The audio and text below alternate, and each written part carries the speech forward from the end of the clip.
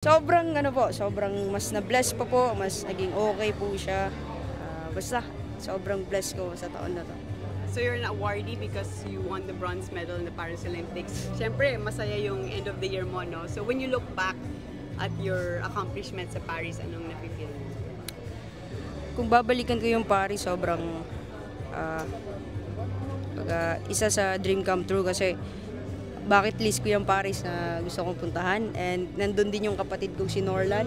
Siya yung kapartner ko at tinulungan ako, dalawa sila ni Ogaire.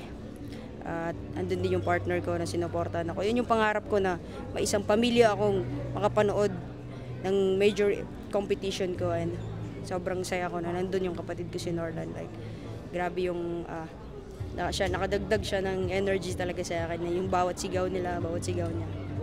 So you have a silver, you have a bronze from the Olympics. Are you gonna try to go for a third Olympics and try to win a gold? Sana po. Kumbaga, gustong-gusto ko talaga makuha yung gintong medalya bago man lang tumigil ako sa pagiging isang atleta po. Tutuloy yung laban sa Itutuloy po ko. Itutuloy ko po ito. Wow. Ay, yes po.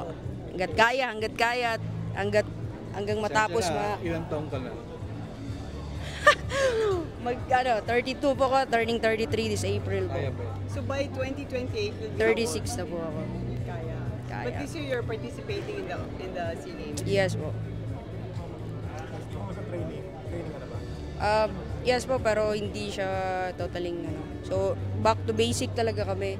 And So, umakyat ka na rin? Opo. Nasa Baguio ka na rin? Yes po, ng January 5 po ako nandun na.